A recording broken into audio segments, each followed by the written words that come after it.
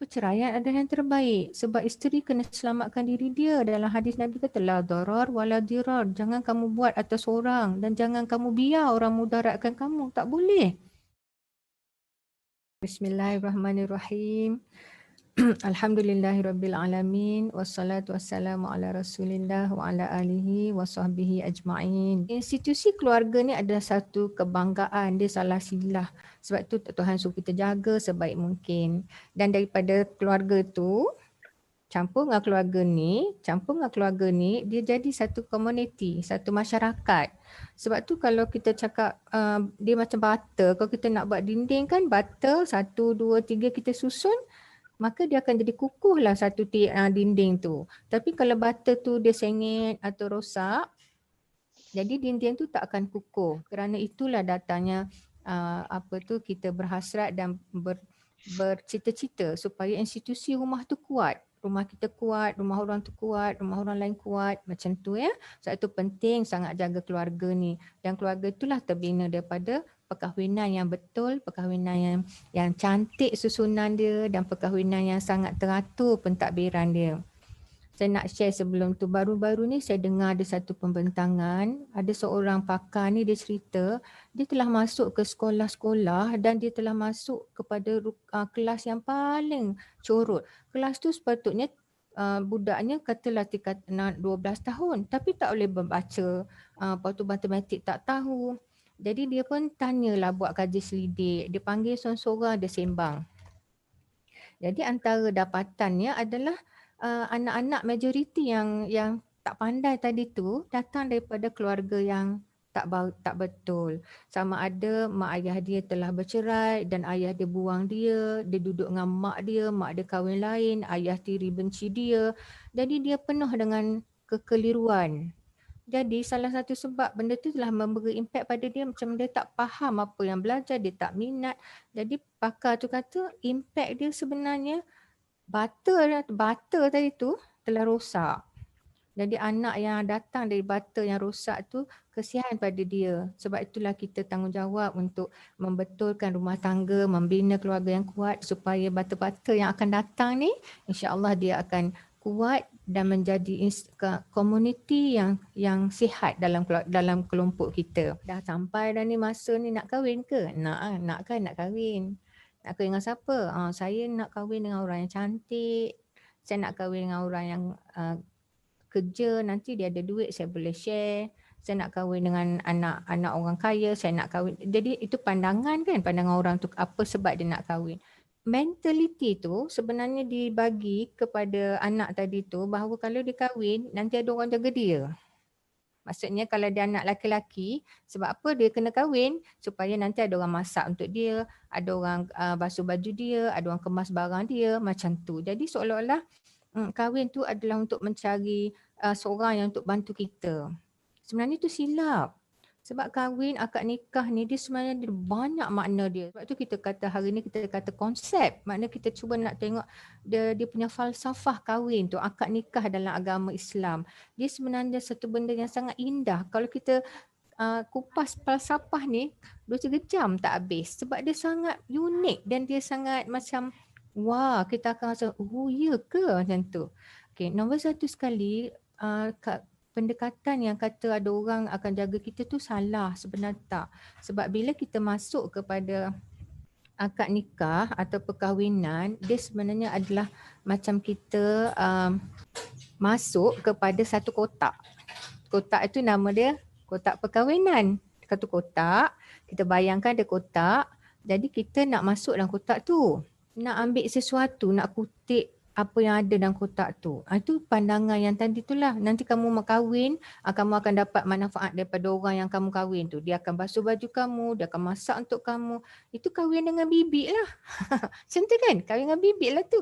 Tapi sebenarnya Islam tak ajar macam tu. Islam cakap masuk dalam kotak tu, kamu memberi. Supaya orang lain satu lagi tu masuk dalam kotak tu dia rasa selamat ada kita. Dia rasa seronok ada kita. Sebab tu dia kena masuk dengan ilmu. Sebab tu bila kita kata falsafah perkahwinan dan Islam, dia macam masuk satu kotak dan kotak tu kita masuk kaki kita, orang sana pasangan masuk kaki dia dan dua-dua bekerjasama.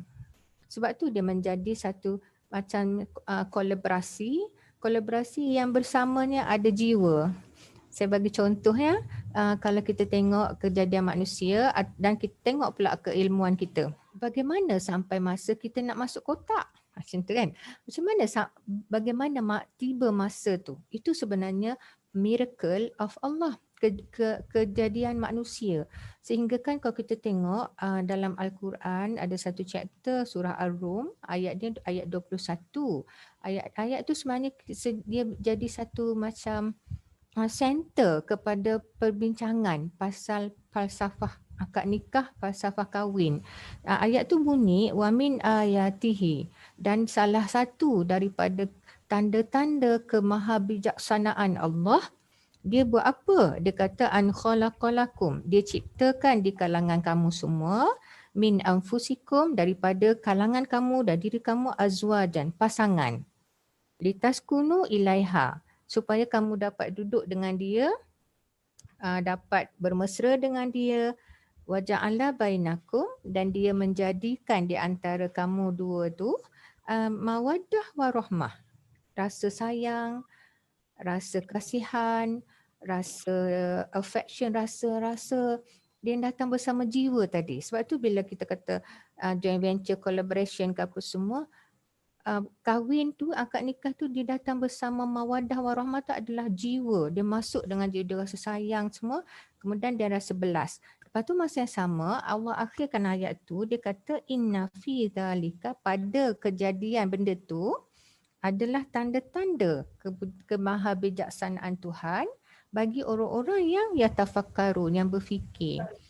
Dia sebenarnya dia nak tunjuk bila kita lahir, kita besar-besar, kita sampai satu masa tiba-tiba ada rasa. Macam tu. Tiba-tiba ada rasa. Allah Ta'ala bagi, kalau lelaki dia balik, perempuan dia balik. Dan kita tengok macam mana tak ada orang terlepas. Macam tu kan.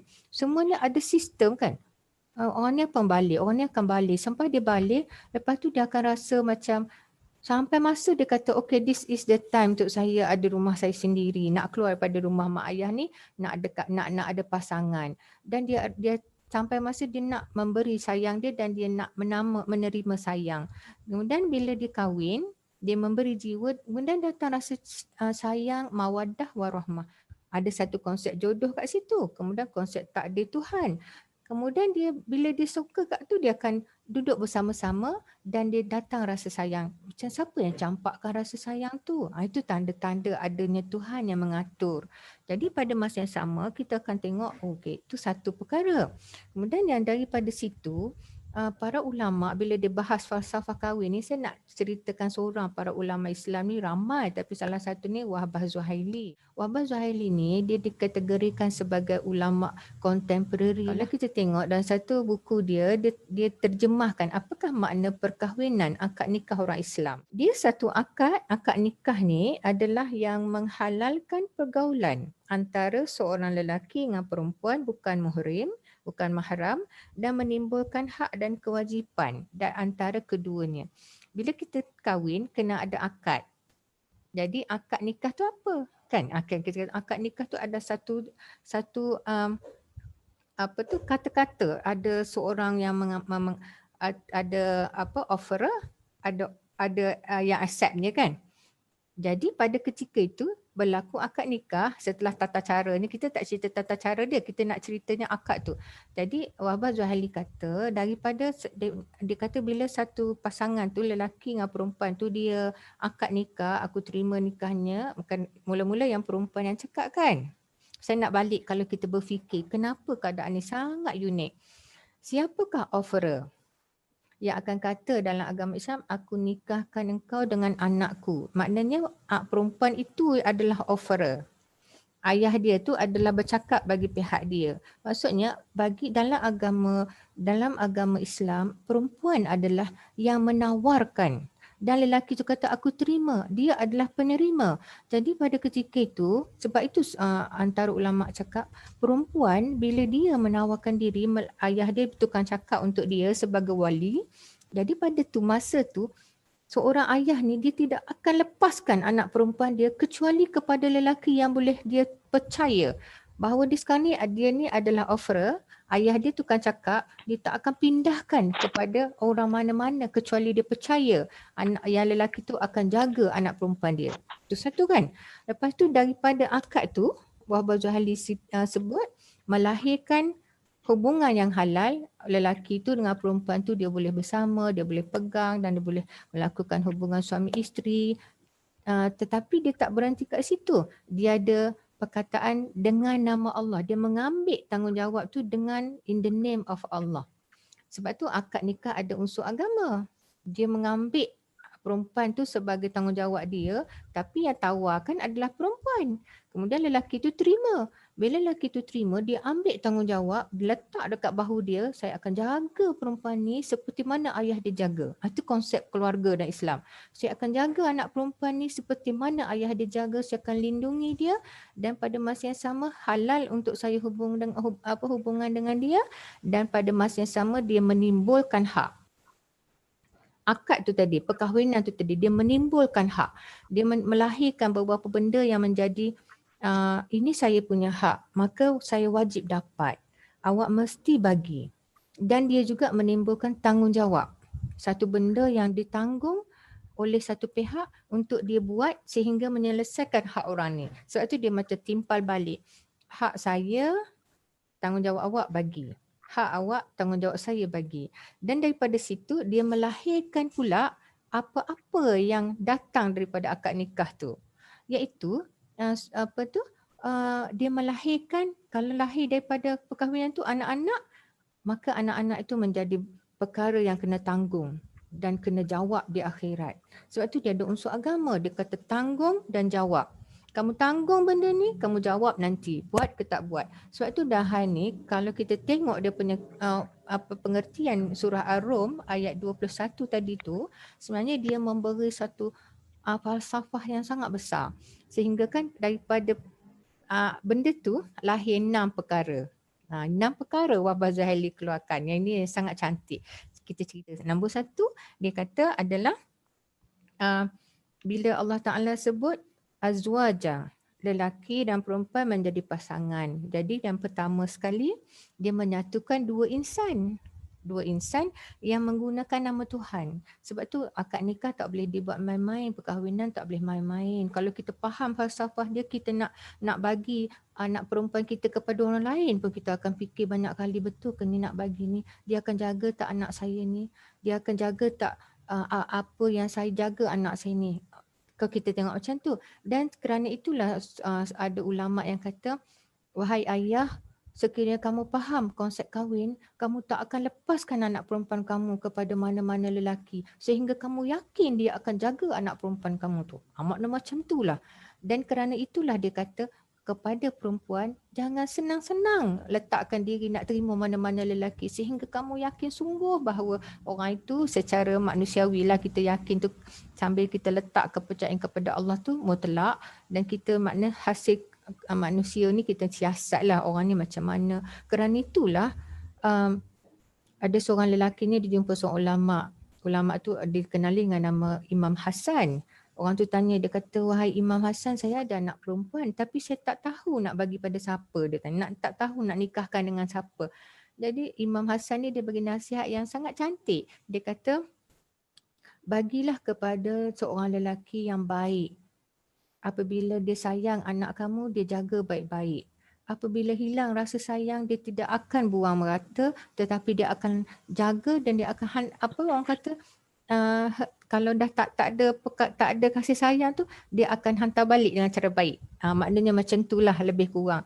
Jadi daripada situ, yang pertama, dari Wahbah Zuhaili punya, daripada connotation, kita panggil macam memahami falsafah tu. Nombor 1, dia adalah gabungan dua insan. Dua insan ni pula dengan nama Allah, dia bertemu dan dia menerima benda tu, hud ikat tadi, sehingga dia kata, daripada situ sebenarnya kalau kita faham kahwin ni, dia sebenarnya adalah ada unsur-unsur ketundukan kepada Tuhan. Sebab tu kalau kita kata kat sinilah dia fahamkan, dia kata kalau kita faham keadaan tu berlangsung, kita akan melihat bahawa redha Allah adalah yang pertama, Jadi kita akan jaga sebaik mungkin hubungan suami isteri tadi supaya kita akan dapat keredaan Allah sebab kita ambil perkahwinan tu atas nama dia.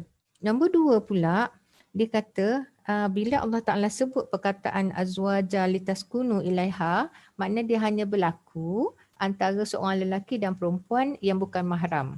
Maka kita kena tahu siapakah mahram. Itu masuk dalam kotak dengan ilmu. Nombor 1, masuk dalam kotak tu ilmu tahu bahawa saya masuk atas nama Tuhan.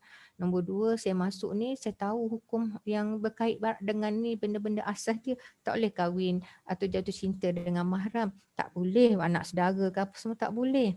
Jadi kalau kita kata saya tak tahu, tak boleh lah, kena tahu, kena cari juga ilmu tu. Yang ketiga pula, bila dia sebut pasal akad nikah ni sebenarnya dia memberitahu kita bahawa hanya dengan akad itu saja baru kita jadi halal. Jadi kalau kita tak nikah, tak ada akad nikah tu dalam perkahwinan Islam, maknanya kalau bertunang ke bercinta ke, itu tak ada hak dan tanggungjawab yang timbul. Maksudnya kalau katalah kita tengok ada orang cakap dia belum kahwin lagi tapi dia dah buat macam suami isteri lah contohnya kan, macam cium tangan ke, tak boleh lah, tak ada hubungan apa-apa, tak ada hak apa-apa, dia nak bagi duit ke sebab nafkah ke, tak ada hak apa-apa sebab hak tu hanya timbul selepas akad nikah, wujudnya perkahwinan, maka hak lelaki suami isteri dia tunaikan, hak isteri suami dia tunaikan. Tapi apakah hak tu? Itu nanti kita story yang lain. Yang keempat dia kata kalau kita faham juga konsep dia, bila kita kahwin, maka kita sebut saya buat macam ni sebab bila akad dia macam ni maksud dia macam satu benda yang kita pegang. Kalau kita pengakap kan dia ada pergi main-main yang pergi training dekat dalam jungle trekking apa semua, dia akan ajar cara ikat tali tu. Ikat mati tali tu, masuk sana, masuk sini, keluar sini, tarik macam mana pun tak akan putus. Itulah akad. Itulah maksud akad. Maknanya it should not be easily longgar. Dia sepatutnya macam tu cara dia kalau kita memahami. Sebab tu akidah itu datang daripada itulah. Bila kita kata saya percaya dekat Allah, dia solid. Tak akan tergugat walau apa terjadi. Saya percaya pada Allah. Tu akidah. Zuk pegang. Kalau akad nikah maknanya pun sama. Saya terima saya ni suami saya. Apa terjadi pun saya akan jaga sebaik mungkin. Ini isteri saya ni, saya telah ambil dia. Saya kena jaga sehabis daya. Sebab kalau pegang hakikat ini sebenarnya kita akan sampai pada orang akan rasa macam takutlah nak main-main ni, nak cerai-cerai ke, tak suka, tak boleh sebab apakah kita dah ambil tadi tu, sekarang apa kita buat untuk jaga dia. Macam tu kan. Yang keempat dia kata daripada kita akad tu tadi, falsafah dia menerbitkan hak dan tanggungjawab. Maknanya kalau seorang suami, apa yang timbul daripada situ? Isteri akan rasa selamat duduk bersama suami tu. Suami tu seumpama payung, di bawahnya isteri dan lahir daripada tu adalah anak-anak. Maksudnya isteri tu dengan adanya suami tu dia rasa selamat, dia rasa macam secure, dia rasa macam saya safe sekarang. Dan ayah yang lepaskan anak perempuan tu, dia akan dalam hati dia cakap saya safe sekarang, saya dah telah lepaskan anak saya kepada satu lelaki yang akan menjadi payung pada anak dia. Isteri akan rasa selamat, isteri akan rasa inilah syurga dia, inilah tempat dia rasa kasih sayang dia akan bagi. Dan suami pun bila dia buat apa-apa balik ke isteri dia lah, dia akan rasa macam habis release. Sebab tu kalau orang putih kan dia cakap apa maksud home, apa makna home gitu kan. Home tu bila kata adalah tempat bila kita bernapas, inhale, exhale, kita rasa enjoy, puas. Kita makna kalau kita pergi luar-luar kita kerja, saya nak balik rumah juga. Saya tak boleh tidur kat luar, saya nak tidur rumah saya juga. Itu maksud hati tu tertaut kat situ. Maksudnya kalau suami tu dia tiba daripada tak bersungguh pun dia akan jadi bersungguh sebab dia tengah fikirkan saya sekarang ni adalah payung kepada isteri dan anak-anak yang akan lahir. Jadi dia akan kerja kuat, dia akan fikir macam mana saya nak ada harta ni, macam mana saya nak ada rumah. Dia menjadi diri dia yang baru. Hasil daripada perkahwinan tu. Ini kita banyak jumpa orang duk cerita, dia dah berubah lah. Maka pada ketika itulah sebenarnya kita nampak orang tu telah mula faham. Dia telah terima dengan nama Allah dan sekarang dia perlu berusaha. Dan sebut nafkah ni, bagi seorang isteri, dia perlu tanggungjawab suami ada bagi dia nafkah. Nafkah ni ada dua. Selalu orang sebut nafkah batin kan. Oh nafkah batin. Apa nafkah batin tu? Oh selalu orang ingat perkara, oh yang itu itulah hubungan suami isteri. Tak betul. Bila sebut nafkah batin, apa sahaja yang bersifat yang tak nampak di mata zahir. Pendidikan agama, kasih sayang, perlindungan, rasa selamat, rasa dihargai, rasa disayangi, itu semua nafkah batin. Nafkah zahir apa dia? Yang kita bagi duit nampak di mata zahir itulah, bagi makan, bagi rumah, duduk kat sini. Kita belum cerita lagi ulama dulu punya perbincangan. Bila saya baca buku-buku kitab-kitab lama kan, macam kitab ada seorang nama Ash-Shirazi daripada mazhab Imam Syafi'i. Dia cakap kalaulah seorang lelaki tu tahu makna betul dia, bila disebut rumah untuk isteri, maka bila sebut rumah tu adalah rumah yang isteri tu rasa selamat.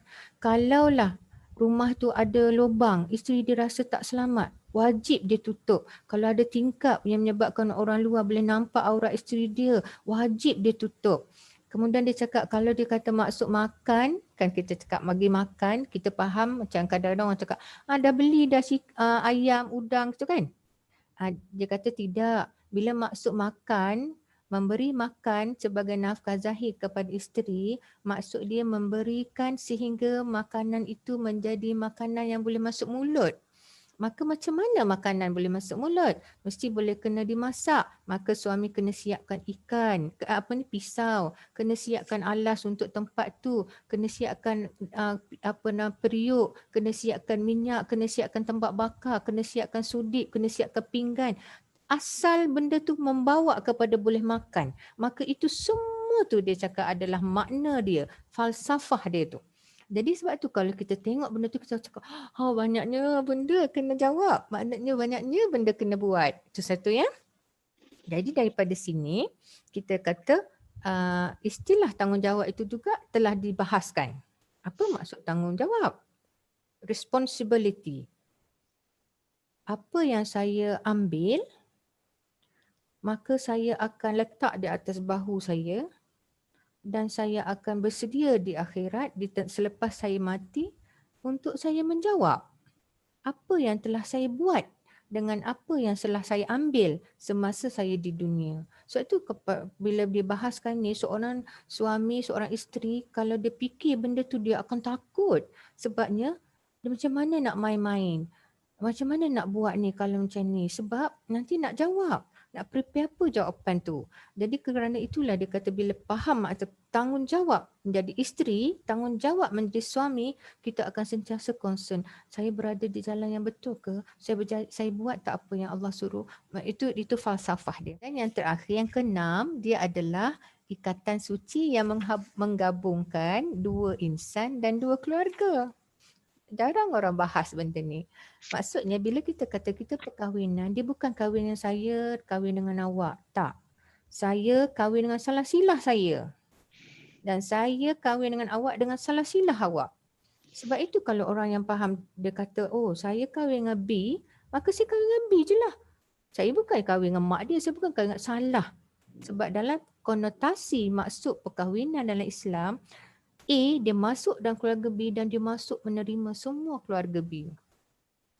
B tadi dia masuk dalam keluarga A, dia akan terima semua keluarga A. Sebab itulah bila kata kita dengar, ada orang ni dia balik kampung, dia tak ada tidur dan dalam bilik. Dia tak campur sebab dia cakap saya kahwin dengan isteri saya, ni rumah isteri saya.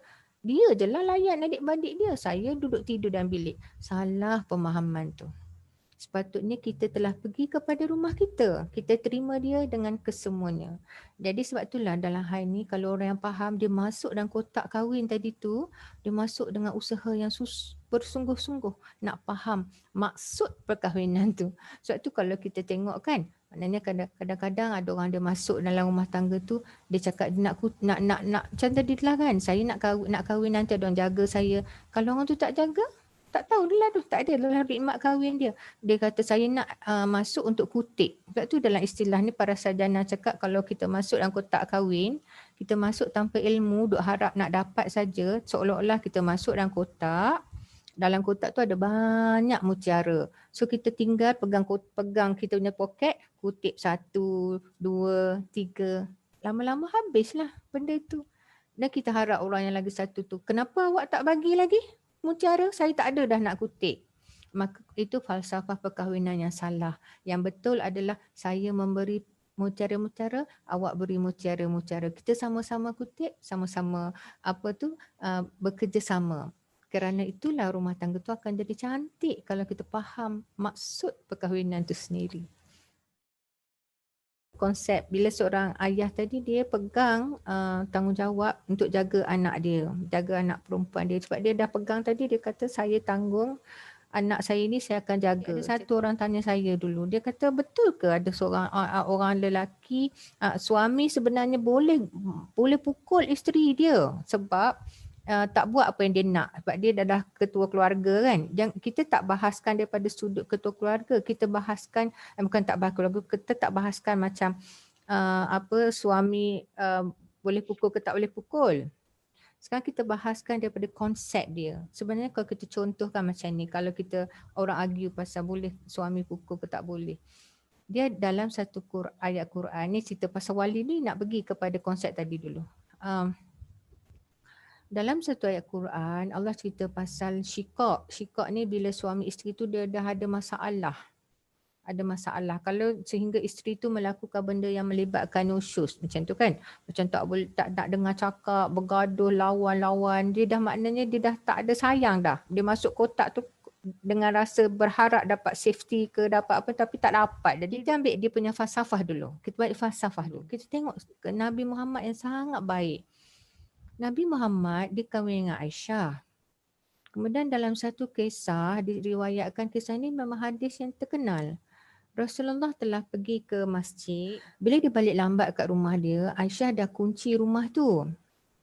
Jadi dalam tu dia ketuk-ketuk lah, kalau kita guna bahasa kita lah ya, dia ketuk knock ketuk-ketuk. Tapi Aisyah tak dengar, Aisyah telah tertidur. Jadi Rasulullah pada ketika itu dia dah ketuk-ketuk, panggil tak dengar, dia pun tidurlah dekat luar. Sampai in the middle of the night, tengah-tengah malam tu macam tu, Aisyah tersedar. Dia tengok tak ada Rasulullah. So dia terus buka pintu, tengok Rasulullah dah dekat luar. Dia minta maaf lah kan dengan apa yang kita guna bahasa percakapan kita lah. Jadi pada ketika itu dia minta maaf lah apa yang dia buat. Tapi Rasulullah telah menunjukkan satu pendekatan yang sangat unik. Dia tak jerekah, dia tak tengking, dia tak sepak Aisyah. Sedangkan kalau kita katalah dalam hal itu macam benda yang boleh trigger kemarahan. Tapi dia pula yang minta maaf dengan Aisyah sebab dia balik lewat, dia tak beritahu ke apa semua. Apa sebenarnya hidden kat situ? Itu falsafah hubungan. Maknanya seorang lelaki dengan perempuan dia adalah sayang menjadi dasar. Bukan kuasa menjadi dasar. Jadi bila dalam hal itu, sehingga kan bila berlaku satu krisis ke apa semua, Aisyah dia dalam kisah-kisah berlaku hubungan dia tu, ada kala dia telah melakukan benda yang melakukan macam tercakap kasar bila Rasulullah banding selalu puji Khadijah. Tapi Rasulullah tak marah dia. Rasulullah dalam keadaan menerangkan pada dia. Dalam falsafah hubungan suami isteri, sebenarnya dasar dia adalah kasih sayang. Sebab itulah kalau seorang suami dia tahu dasar tu, dia bukan guna kuasa dia untuk pergi cari jalan untuk tunjuk kuasa. Silap-silap sikit, tampar. Itu semua dah salah. Rasulullah tak pernah angkat tangan. Sebab itu dalam hal itu, bila khadam Rasulullah kan, Zaid bin Harisah dan yang lain-lain, dia meriwayatkan 10 tahun saya kerja di rumah Rasulullah. Saya tak pernah dengar dia tampar, dia angkat, dia jerekah, dia pukul. Mana-mana orang, hatta dia punya khadam pun. Kalau khadam tu pun, bibi ke kita cakap dia tak pernah marah dengan isteri, dengan anak-anak, lagilah dengan cucu dia apa semua kan. So bila kita letak ciri tu baru kita nampak. Jadi maknanya dia punya pasak kepada hubungan suami isteri adalah mawaddah. Mawaddah tu pasak dia. Tapi dalam keadaan tertentu, bila katakanlah dalam kes ni, wali ni sebenarnya dia adalah protector. Sebab tu dalam ni dia dipanggil, dia ada dia punya konsep dia dia menjaga keselamatan anak-anak dia. Jadi bila dalam keadaan dia nak pindahkan kepada orang lain, dia ada perbahasan tu, ada macam wali ijbar, ada wali mujbir, lepas tu wali jauh, wali dekat. Nanti cerita hukum tu kemudian baru panggil pada falsafah dia. Jadi wali ni sebenarnya konsep dia adalah dia nak menyerahkan anak perempuan dia tu tadi. Kalau dalam kes sebagai suami, maknanya dia nak jaga isteri dia tadi dengan keluarga dia kan. Jadi bila anak perempuan tu sampai masa nak diserahkan kepada orang lain, maka konsep wali tu sebenarnya adalah dia mengangkat macam seolah-olah kata atas dia ni kan ada batu ataupun ada gunung. Gunung tu adalah satu tanggungjawab. Dia kena jaga anak tu, kena pastikan anak tu jadi orang yang soleha, kena bagi pendidikan, bagi dia nafkah, bagi dia pelajaran dan sebagainya. Sekarang dia angkat beban tadi, dia nak bagi kepada orang tu. Itu konsep wali sebenarnya, dia nak jaga, nak pindahkan. Sekarang saya nak pindahkan kepada awak, awak jagalah anak ni.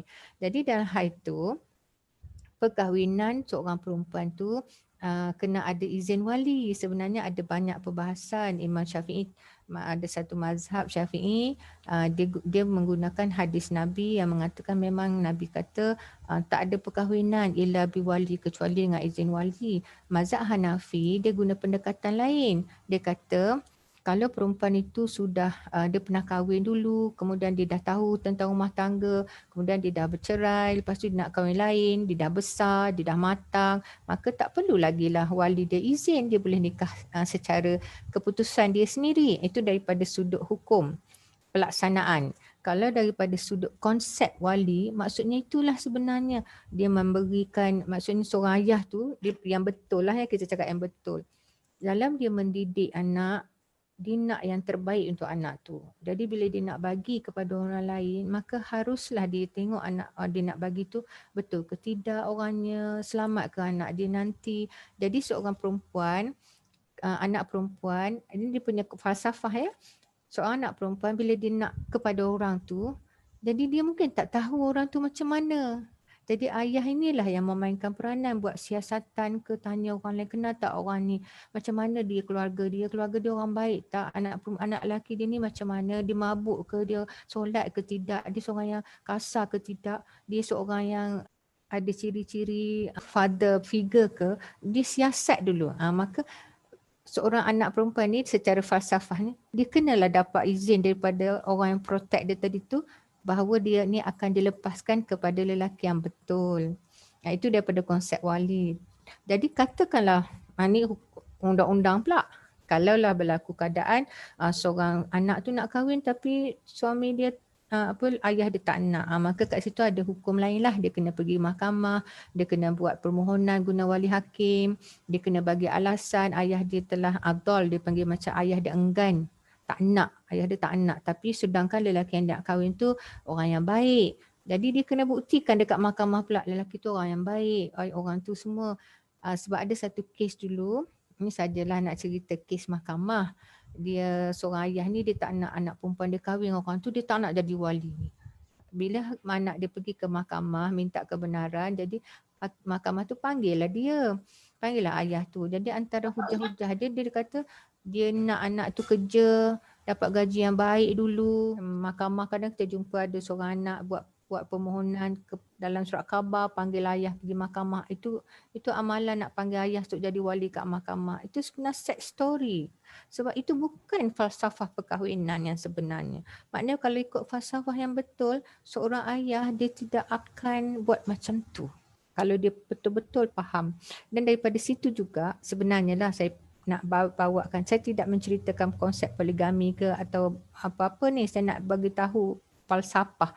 Maknanya kalau ikut falsafah ni dengan tanggungjawab tadi, saya ada jumpa ada setengah-setengah sekolah dia tulis, dia kata sekiranya dipahami konsep tanggungjawab tu dengan begitu mendalam, seorang lelaki dia akan rasa takut untuk mengambil tanggungjawab untuk pegang kepada seorang isteri yang baru kerana dia tak tahu yang pertama ni dia dapat jawab atau tidak. Itu daripada sudut falsafah.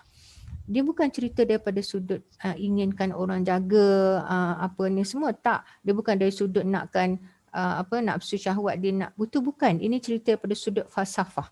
Jadi daripada situlah kalau kita balik kepada pandangan-pandangan sekolah yang umum, sebab tu kita tengok macam dia konsep tu benda besar, falsafah dia. Macam bila Rasulullah bercerita tentang seorang lelaki yang akan menjadi seorang yang bankrupt di akhirat. Jadi pada ketika itu sahabat tanya, macam mana, apa makna bankrupt ni kan? Jadi Rasulullah tanya dulu sahabat, apakah maksud bankrupt? Jadi muflis. Jadi sahabat kata bila dia tak ada apa-apa maka muflis lah.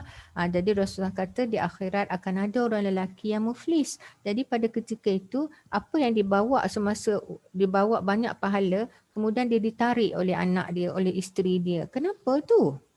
Kerana pada ketika di dunia dia tanggung tetapi dia tidak buat sesungguh hati, maka di akhirat dia terpaksa jawab dan dia tak ada jawapan, maka Allah Ta'ala berikan pahala dia tu kepada anak dan isteri. Maka orang itu menjadi muflis.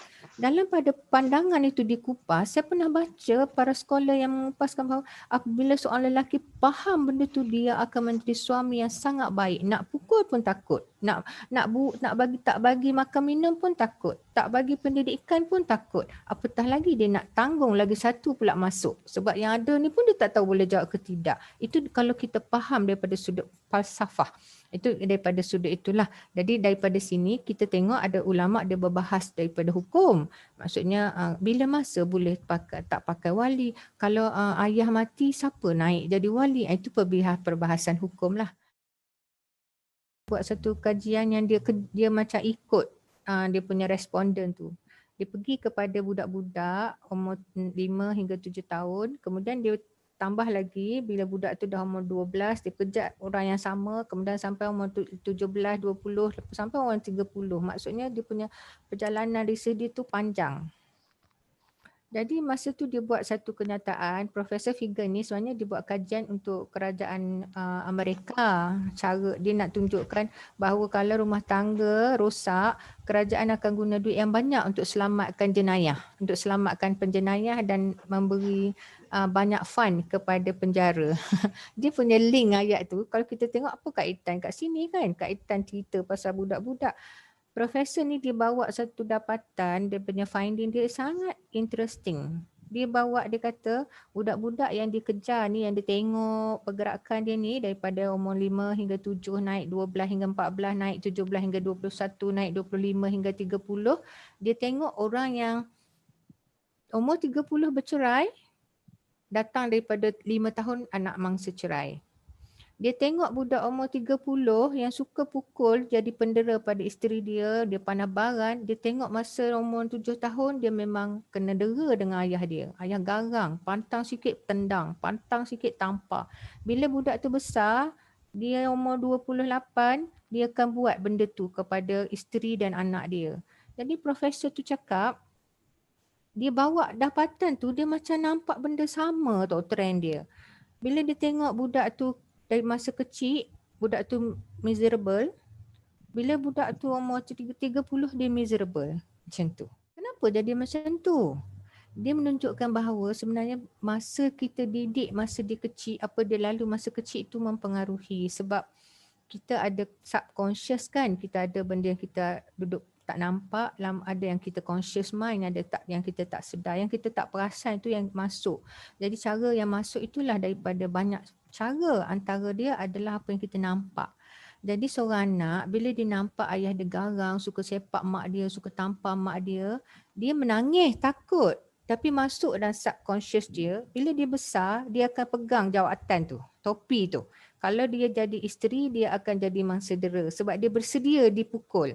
Kalau dia jadi lelaki, dia anak lelaki, dia akan jadi pendera kepada isteri dia. Dia akan repeat yang sama. Sebab dia dah masuk dalam subconscious dia tau. Sebab tu mahalnya hubungan mak ayah ni dapat terhadap anak-anak. Lepas tu pula lagi satu dia akan dapat benda tu daripada dia punya pendengaran. Apa yang dia dengar. Sebab tu kita tengok pasangan atau keluarga yang suka cakap-cakap kotor, suka sumpah seranah, suka menghina orang, anak dia akan cakap macam tu juga.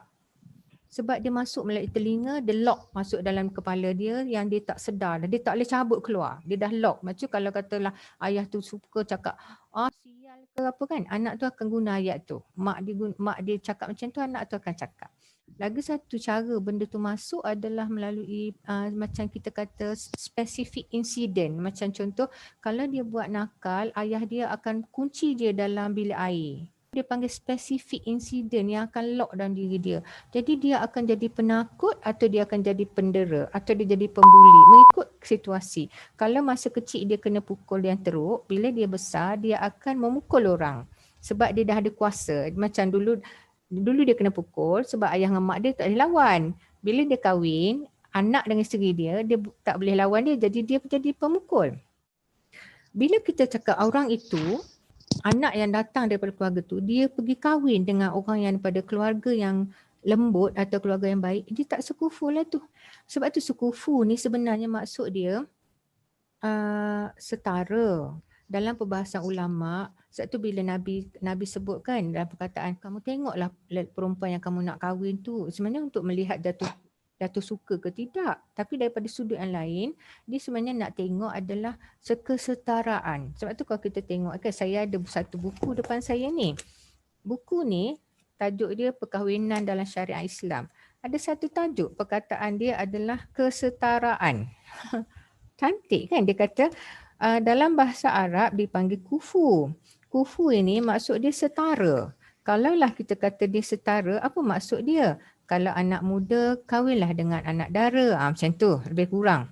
Kalau orang kaya, kahwinlah dengan orang kaya. Okey. Kerana kalaulah orang tu dia tak tahu tentang sekufu tu penting, dia mungkin tak tahu nak masuk. Katalah dia nak orang kaya, dia nak kahwin dengan anak orang miskin. Dia tak tahu macam mana cara orang miskin hidup. Jadi dia mungkin akan jadi cakap pelekeh ke, ataupun dia tak nak balik keluarga orang tu sebab orang tu miskin. Dan dia pun akan tak nak hubungan yang baik lah sebab dia kaya. Kalau orang miskin masuk dan orang kaya, dia tak tahu nak behave sebab dia tak pernah lalu kehidupan tu. Itu satu kesetaraan secara fizikal. Kesetaraan daripada sudut yang maknawi pula, keintelektualan. Setara pemikiran dia. Kalau sebab tu kita cakap kan, macam ada satu buku saya baca, seorang suami dia lepasan PhD. Isteri dia tak sekolah. Dia kahwin sebab mak ayah dia mes kan. Dia kawan, dia saudara lah. Macam orang Arab ni kahwin secara kafilah gitu kan. Jadi dia dah belajar tinggi PhD. Isteri dia tak kerja, tak sekolah. Jadi dia kahwin. Bila dia kahwin, jadi dia tak ada benda dia nak sembang. Suami dia kata saya bercakap tentang bintang, isteri saya bercakap tentang rumput. Dia tak ada benda common. Jadi kita tak sekufu. Kalau suami tu tak pandai merendahkan diri dia dan isteri pula tidak ditunjuk supaya naikkan diri dia, maka dia akan porak-poranda lah rumah tu sebab dia tak tahu apa nak cakap dan dia tak ada benda yang common. Lepas tu lagi satu pula tak tahu nak repair. Macamnya tak ada ilmu, masuk kotak tu tak ada ilmu. Bukannya mustahil orang tu kaya dan orang tu miskin untuk hidup bersama. Maknanya dia dengan ilmu dia dah masuk, okey saya tahu saya kahwin dengan anak perempuan tunggal. Maka saya kena tahu macam mana tunggal. Maka dia masuk kotak dengan ilmu. Sama juga kita tengok kan, contoh katakanlah seorang perempuan itu dia nak kepada agama. Dia dapat suami yang tak nak sembahyang contohnya, suka minum atau suka berpelesaran dengan perempuan lain. Jadi akan jadi tidak sekufu daripada sudut kecintaan agama. Tapi kalau kita katakanlah benda tu dia boleh usaha dan sebenarnya benda tu common, tak setara ni sebenarnya dia datang satu yang fizikal yang nampak mata, anak orang kaya, anak orang susah, belajar tinggi semua, tapi yang lebih mahal adalah yang dalaman tadi. Tetapi kalau kita tengokkan apakah yang nak balik kepada tadi tu, yang kes Profesor Figan tadi tu kan, kajian dia memberitahu kerajaan US. Dia kata sekiranya anda ingin menyelamatkan duit kerajaan untuk menjaga penjara, menjaga orang minum mabuk-mabuk, menjaga orang rosak-rosak, maka selamatkanlah keluarga. Jadi bila kita baca balik dalam kajian-kajian lain yang orang putih-putih bercakap, saya baca satu buku tu dia cerita pasal Napoleon Bonaparte. Napoleon Bonaparte ni dia punya teori dia macam mana dia boleh berjaya membina empire tu apabila dia cakap selamatkan pemuda-pemuda dan wanita-wanita. Setelah wanita tu menjadi isteri dan menjadi ibu, dia akan didik anak-anak dia menjadi baik. Maka akan hebatlah satu-satu negara tu. Jadi sekufu ni sebenarnya ditanda yang besar. Kalau kita katakanlah nak ambil orang yang exactly sama, memang akan jadi susah lah kan. Sebab semua manusia tak sama. Kenapa akan wujud benda tu, akan jadi ketidaksamaan tu? Itu benda yang common lah, kejadian Tuhan. Dan juga macam mana kita dibesarkan. Ada orang dibesarkan dalam keluarga yang macam ni. Jadi dia pembersih, dia kemas. Ada orang dibesarkan yang cincai-cincai. Macam mana nak balance dua tu? Macam mana dia nak rendahkan satu, tinggikan satu? Sebab tu kalau kita tengokkan dalam falsafah perkahwinan, bila kita masuk tu, kita sebenarnya kena buka minda kita bahawa kita akan kahwin dengan orang yang tak sama dengan kita. Kalau dia tak sekufu pun, kita dah kahwin, kita berusaha supaya kalau dia miskin, kita kaya, kita kena masuk kepada diri dia tadi tu. Kalau kita ni miskin, yang pasangan kita miskin, kita kaya, kita kena angkat dia supaya dia agak par dengan kita. Kalau dia tak pandai pemikiran, kita kena bantulah dia belajar. Hantarlah dia sekolah, bagilah dia hadir kuliah supaya dia dapat buka minda. Dan juga masa yang sama, kalaupun kita tidak sekufu pada peringkat awal, tapi dengan ilmu kita boleh stabil. Sebab tu kalau kita baca kan dalam kes ini, kesetaraan ini sebenarnya benda besar sebagai satu garis panduan. Maknanya kalau kita nak cepat, orang kata tak susah, kahwinlah yang setara terus macam tu. Tapi kalau kita rasa keadaan tu kita masuk dengan ilmu, kita boleh ubah suai, kita boleh buat lebih kurang, itu sebenarnya adalah satu perkara yang sangat baik. Dia punya yang saya nampak kesetaraan, ketidaksetaraan ini sebenarnya adalah keperbezaan antara suami dan isteri. Dan benda tu common sebenarnya. Sebab saya pernah jumpa saya sembang dengan satu kawan saya ni. Kawan saya ni dia dah lama dah kahwin. Dia sekarang ni kawan lah, saya panggil kawan walaupun dia dah 70 kan. Tua sikit lah adik saya. Lepas tu saya tanya dia macam mana dia boleh bertahan. Dia sebut dengan saya boleh bertahan dengan perkahwinan ni kerana saya tidak pernah meletakkan apa-apa expectation, dia sebut. Saya tak pernah letakkan apa-apa expectation kepada pasangan saya. Jadi apa yang dia bagi pada saya semuanya bagus. Macam contoh dia bagi tahu saya suami dia hantar dia pergi pejabat. Dia akan cakap terima kasih tolong hantar.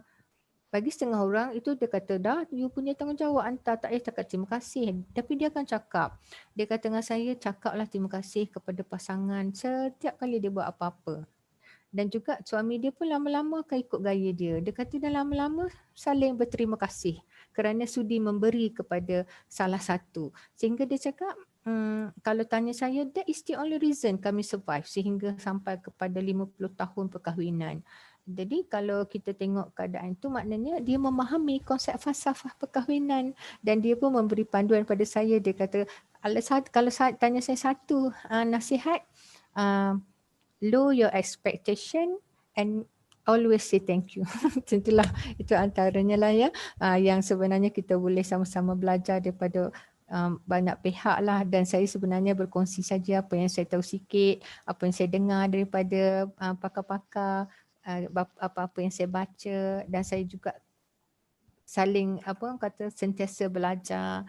Mudah-mudahan Allah mudahkan. Dan sebelum saya tutup ya, saya nak bagi tahu ada satu perkara yang orang jarang perasan. Bila kita solat, saya selalu dengar lah bila saya sembang kan, saya tanya kalau minta doa minta apa kan.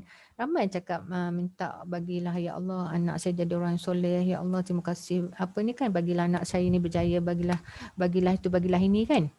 Jadi saya tanya, pernah tak cakap terima kasih pada Allah kerana bagi kahwin? Tu macam ramai cakap lah tak perasan.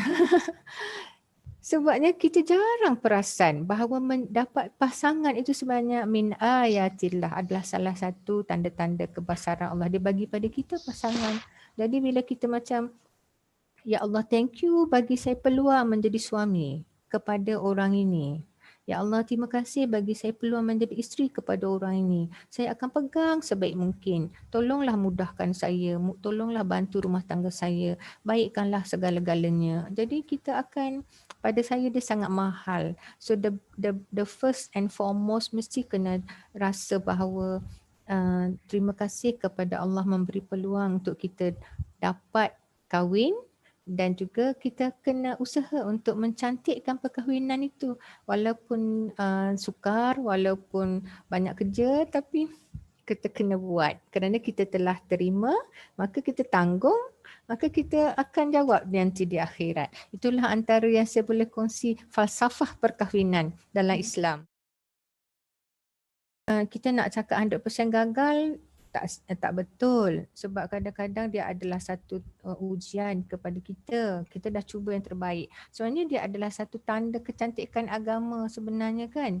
Bila kita dah masuk kotak tu, kita dah masuk macam mana? Itu soalan yang pertama.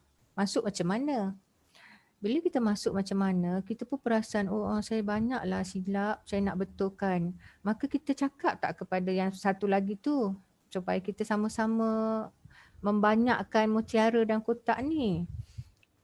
Tapi dia tak nak dengar cakap kita. Ada tak kita buat panggil orang lain yang lebih banyak mutiara supaya dia datang bagi panduan kepada yang kawan kita ni dan pada kita macam mana cara nak membanyakkan mutiara dan kotak perkahwinan kita tu.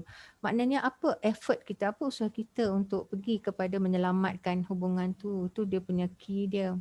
Sebab dia setiap apa-apa yang Allah Ta'ala buat ni dia ada asbab kan. Ada sebab musabab. Kita buat macam ni, cost macam ni, dapat macam ni, impact dia kan.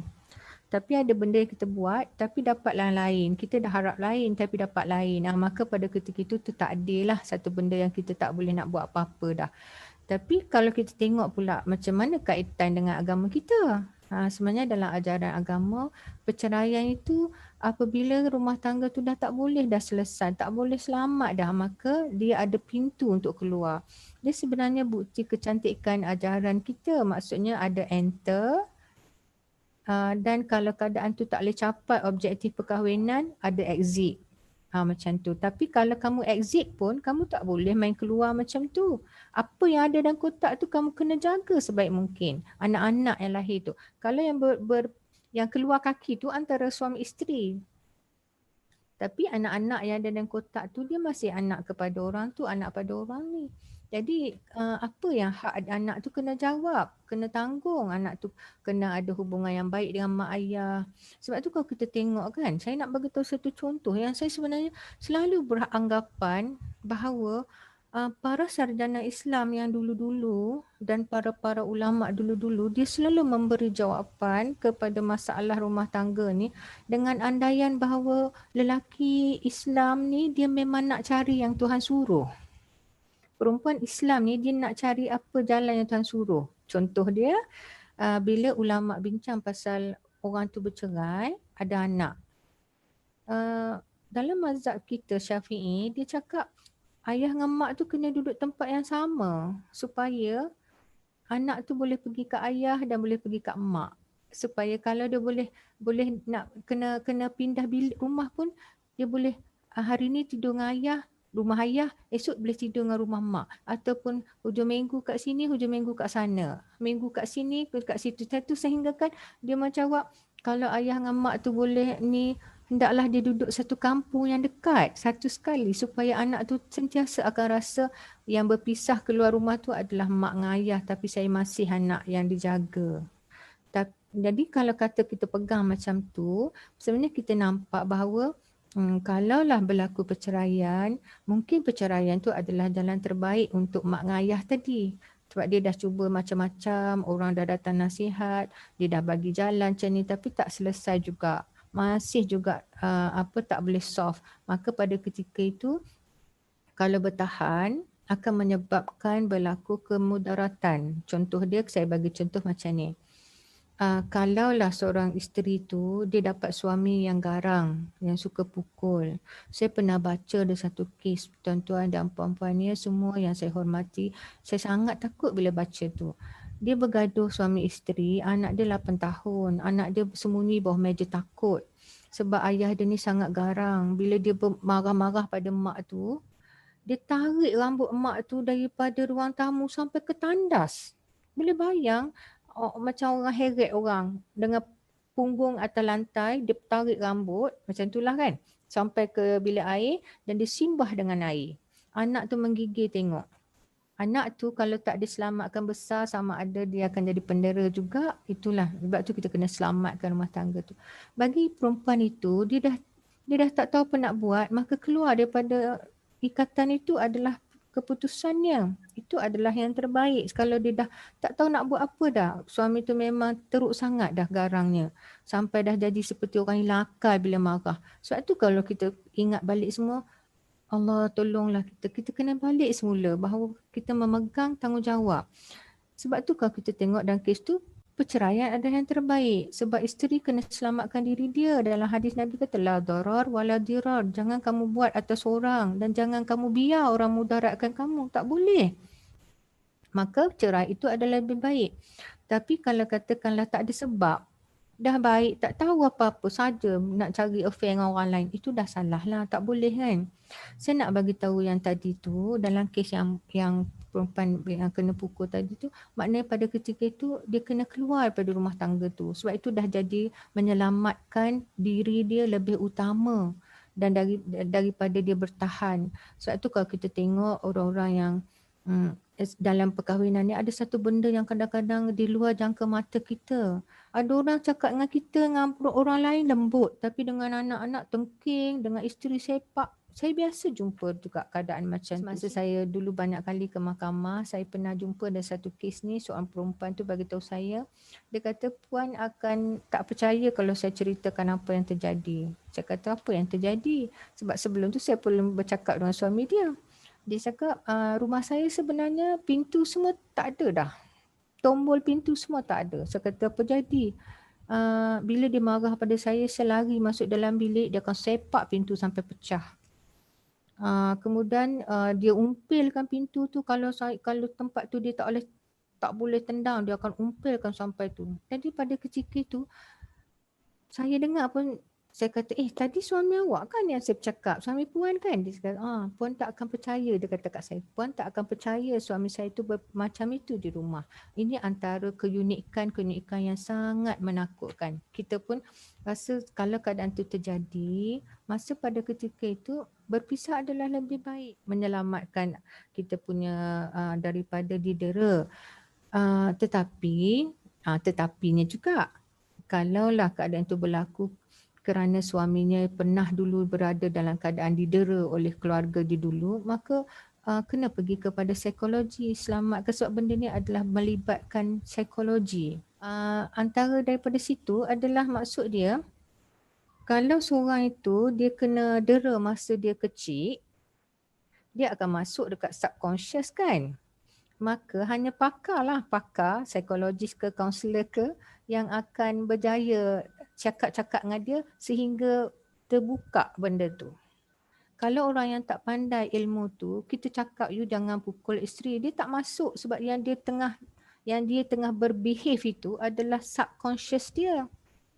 Sebab tu bila saya bercakap dengan kawan-kawan saya yang psikologi ke apa semua, memang dia cakap ada teknik 1, 2, 3, kami akan cakap macam ni, kami akan tanya dia apa macam ni, kami akan minta dia ceritakan pengalaman dia kena dulu masa dia kecil. Bila dia ceritakan, kemudian kita akan cakap, you maafkan ayah you dulu. Kemudian bila dia cakap you maafkan ayah dia, baru dia akan buka minda dia, baru dia akan cakap, okey saya tak akan buat.